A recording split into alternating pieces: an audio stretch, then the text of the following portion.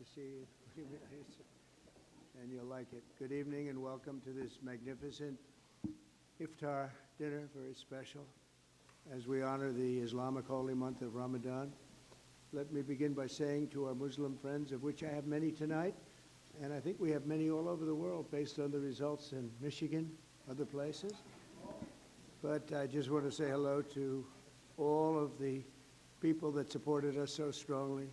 Ramadan Mubarak.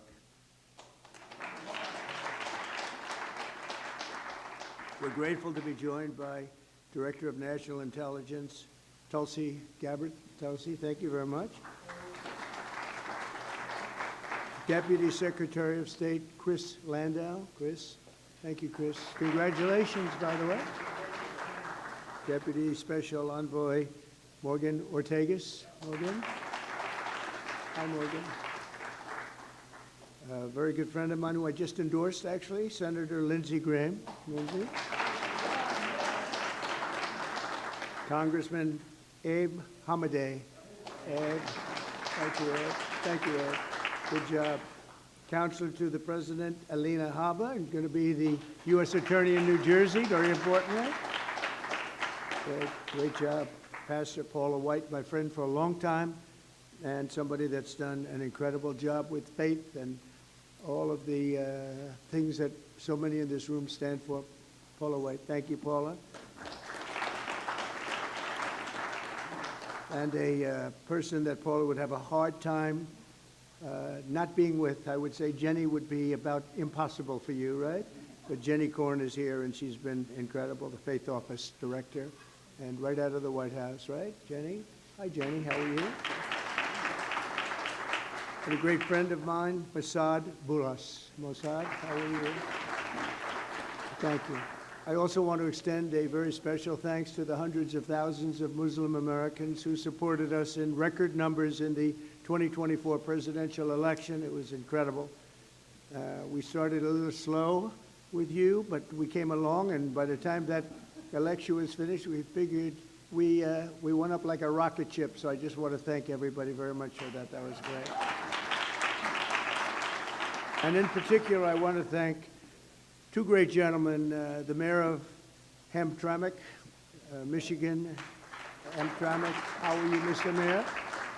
And he's done a great job as mayor, and he's done a great job with his support of us. And Mr. Amr Galib, and thank you very much. You was such a tremendous endorsement right at the right time. Your timing was excellent. Thank you very much. And you'll be the next ambassador to Kuwait, and you're going to have a great time with Kuwait. Wonderful people, and it's a great place, so congratulations, really terrific. You're going to love them, and they're going to love you. And they're going to love you. Thank you very much. Congratulations to, as well as the mayor of Dearborn Heights, Mr. Bill Bazzi. Bill, good job, Bill. And Bill actually is going to be the next ambassador to Tunisia, and that's big stuff. Those guys, you're very upwardly mobile. You're doing very well. That's great. You're going to have a tremendous time, both great countries, and enjoy it. Every day we're keeping our promises to the Muslim community. My administration is engaged in relentless diplomacy to forge a lasting peace in the Middle East, building on the historic Abraham Accords, which everybody said would be impossible, and now we're going to start filling them out because, as you know, Biden did nothing to fill them out. He did absolutely. We had the four great countries, and nothing happened. Despite the importance of the Abraham Accords, but I have a feeling it's going to fill out very quickly. It's already, people are talking already about it. They should have had them long ago. It should have been done. We're rapidly defeating inflation by reducing energy costs and even slashing the price of eggs by 50%. Doesn't sound like much, believe me. You know, when I got here, I was in 1 week, and I was being hit by the fake news media. They were saying, egg prices have quadrupled. I said, I just got here. I didn't even know. I said, what's the problem with eggs? But the problem with eggs was Joe Biden. That was the problem. He let them get out of control. And as you probably saw last month, they went down 35%, and the quantity is so much that, I don't know, I think they're going to go down a lot further. We have a total of over 50% in a few weeks, Lindsay. I'd say that's pretty good. And nobody wants to talk about it. Now they don't want to talk about it. They talked about it when it went up under somebody else, but when it went down under me, they don't want to talk. So we have to talk ourselves. If they won't say it, we have to say it, right? I learned that a long time ago. We're fighting for parents' rights in school choice, and we're stopping schools from indoctrinating children with transgender ideology, something which people of this room are not happy about. I know that for a fact, and it's a shame what's happened, but we're turning it around and turning it around at levels that nobody can even believe. I signed an order also, and I think very importantly also, in particular for people in this room, we're keeping men out of women's sports. Is that okay? Men out of women's sports. The Muslim community was there for us in November, and while I'm president, I will be there for you. I'm going to be there for you, and I think you know that, and our two great mayors understand that. I said that I would see you after, and I saw you after, and I think you're doing better than we are. You're doing better than anybody, so it's so great. I'm so glad you're here. But as we approach the end of Islamic holy month of Ramadan, we're also deeply honored to be joined by many of the international friends and partners, including the ambassador from Saudi Arabia to the United States, a very, very special woman, Princess Rima. Princess, thank you. Thank you, Princess. Great. Say hello to everybody. It's great to see you.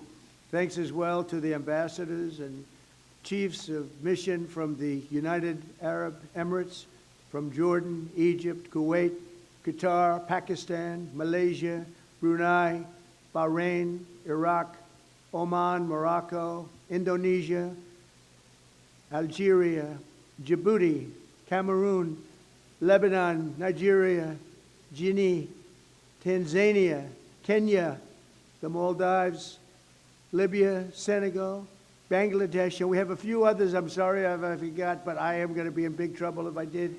But that's a pretty good group of people represented tonight. Wouldn't you say, Senator? I think so. And we're greatly honored by your presence this evening. I just really want to thank you all. It's a special group. I look forward to it. You know, we have long days, not like other people that had this position. I work long hours. And I said tonight, after making 3 calls for people running for office, they call them teletown halls, and they're not easy to do. And I said, well, now I go home and can relax. They said, no, you can't, sir. You're seeing your friends from lots of different places, and that's okay. As soon as I found out who they were, I said, all right, that's okay. But Ramadan is a season of spiritual reflection and self-restraint. Every day during the sacred 9th month of the Islamic calendar, Muslims fast from dawn to dusk, deepening their focus on prayer and devotion to God. So nice. Then Muslims all over the world join family and friends each night and sundown to give thanks to the Almighty and break their fast with an Iftar dinner, just like this one. This is what we have tonight, right, Paula? I hope you like it. If you don't like it, don't complain, okay? You're still in the White House, right? We're all in the White House together, so how bad can that be? So tonight we gather with the goodwill and the gratitude for God's many blessings, and that's what it's all about. This tradition exemplifies the beautiful spirit of all 3 Abrahamic faiths, the spirit that inspires us to seek happiness and prosperity at home and peace for the entire world. We're all looking for peace for the entire world. When I was in Michigan, I met with so many leaders of faith, and I said, what about your attitude here, your attitude there? All of the attitudes and all of the things I heard, they said, sir, all we want is peace. Right? Remember, Mr. Mayor? I said, but I understand you don't mind death. They said, no, sir, we want to live. We want to live, and we want to be happy, and we want to love everybody. And I actually, it was a very inspirational period of time for me. And I want to thank you also for introducing me to so many of your friends. It was absolutely incredible. Thank you very much. To our Muslim friends, I look forward to working with each of you to achieve a brighter and more hopeful future. And I think together we're going to do great. You're going to make strides like you've never made. You have somebody in the White House that loves you. Thank you all very much. And now we'll have a little dinner.